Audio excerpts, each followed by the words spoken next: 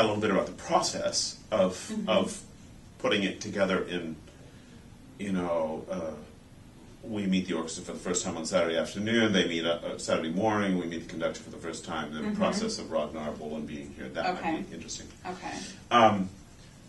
And I think the choral union will hold scores, but will probably not use them. Oh, I see. So, because there are going to be a few people for whom this memorization is a little... With the German text? Yeah, so I'll probably allow people to hold them and just never look at them. Okay.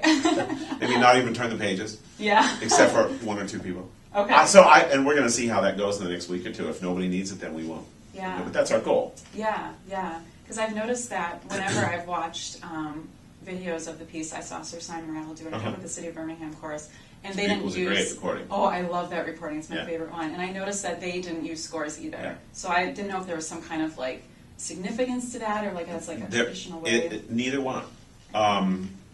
It's just a matter of, it's a piece that is performed so regularly in the repertoire, and it's not particularly long, so it is possible to memorize it rather quickly. And it's also, we can talk about it. Talk about it on camera. We're probably on camera right now. So when I was researching about the piece, of course, Mahler was even talking about the parallels with Beethoven's Ninth. And I think he was very cognizant of being compared to him using the chorus in the final movement of this piece. Do you think that there was a reason he did it, or if he just wanted that certain sound to kind of give that added impact to the finale of the symphony? Well, the work is programmatic from the beginning to the end, so there is a sense of telling a story from the very first of the life of the person that he's talking about. And Mahler always tends to create a gigantic, all-encompassing world of music in all of his symphonies. And it would be logical for him to want to include words, because for Mahler and for a lot of composers, the notes need to go one step further. And that was true for Beethoven, and that's why he added those words. I mean, that became, for a lot of composers, a real... the bar was very high, and the fear factor of needing to rise above that stopped a lot of composers, or made them very fearful of doing it. But Mahler, this is only his second symphony, and to add the words and to build the cumulative energy in such an incredible way, as you know, it seems very logical to our ears, but for the time was... And it still is stunning and incredibly imaginative and powerfully set. I mean, that yearning of all of those motives that climb and keep climbing and climbing until we, in unison, near the end. And it's stunningly beautiful.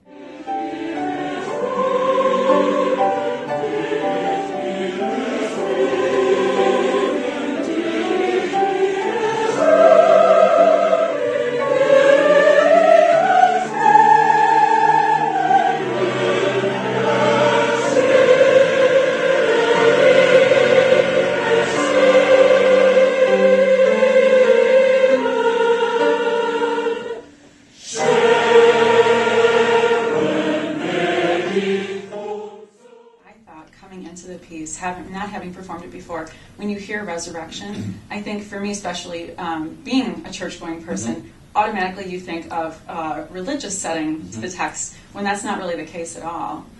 It's one of those great pieces that can be interpreted a lot of ways. So as someone of faith, it can be interpreted as that, or it can be interpreted as the triumph of good, or just the transcendent beauty of art and humanity. You can interpret it a lot of ways. I have a hard time not interpreting it spiritually, because it's so moving and so powerful.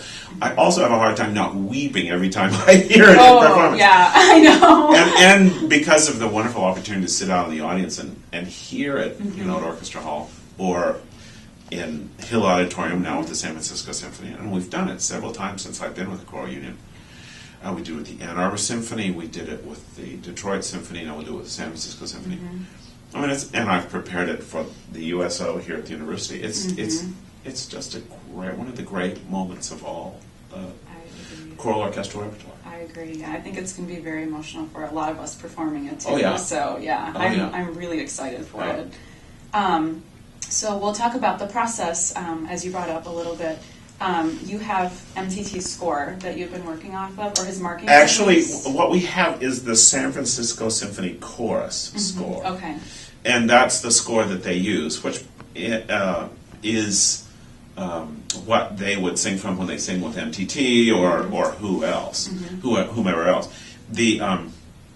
I'm sure he'll make some changes, and that was one of the reasons that it was great to have Ragnar Bolin here, because he's the new conductor of the San Francisco Symphony Chorus, who performs a lot with the orchestra, of course, and Tilson Thomas. And so while he didn't deal specifically with what the conductor is going to do, it was a terrific rehearsal for intonation and expressive character and unification that will really set us in good stead.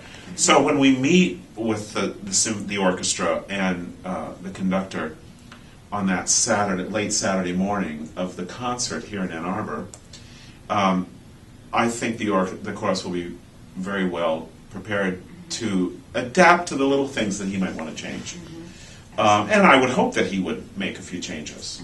And I would hope, as I'm sure there will be spontaneity and excitement that is generated in the moment. And it's also a new hall to that orchestra, and not completely new because they've played here before and he's conducted here, but they're on tour, so every setting's a little bit different. Yeah, absolutely. And was there anything else that you wanted to add about us not using scores that we didn't get on earlier? Well, I think it's people always sing more communicatively when they can directly focus through the conductor out to the audience. So that was the only reason I was hopeful that we won't have to look at scores. It's not a difficult piece to memorize. We've lived with it for several months. We've had a great luxury of a lot of rehearsal time. And a lot of folks in the chorus have sung it before. So I just thought, let's just throw out singing that piece from memory and see how we do. And we'll determine in the next couple of rehearsals before they get here if everyone feels comfortable, and then we'll have scores for the dress rehearsal with the orchestra. So when he says, let's go back to bar 23 or whatever, we know just where we're going. But if everybody feels comfortable enough, we'll do it without scores at the performance. Tanglewood Festival Chorus does all of their concerts without score when they sing with the Boston Symphony. The only time they use scores is in new pieces. Say Britten-Moore Requiem to now. But for all of the standards, Mahler 2, Beethoven 9, Missa Solemnis, all those things that they would do more than once, they never use scores, which is really quite remarkable. Yes, it is. But it's a clientele, it's a membership of the chorus that's been around for a while and have sung those pieces many times. So that's not my standard. That's not my bar to go up to do that all the time, because that's added pressure. Yes. That I'm not sure we need. But for this piece, I think we do it. I think so too, and I hope we do. I think there's no problem. Was there anything else about the piece or the preparation that you wanted to cover, Jerry? Well, it's always a pleasure to come back to this piece. It sings. It's not a piece that you have to. It's not finicky. It's not exceptionally difficult. Rhythmically, it's not particularly challenging. The text, of course, needs to be understood, and you have to be able to project over that large orchestra. Yes. But it happens mostly because people are so thrilled when we get to the end. I love it. And it's always a treat to come back to it. It's one of those pieces that orchestras tend to do a lot because audiences love it so much. So it's going to come back every few years. Yeah. And it's one of the great masterpieces. Absolutely, yeah. I can't wait to do it. Yeah, it'll be wonderful. Okay, I think we're good.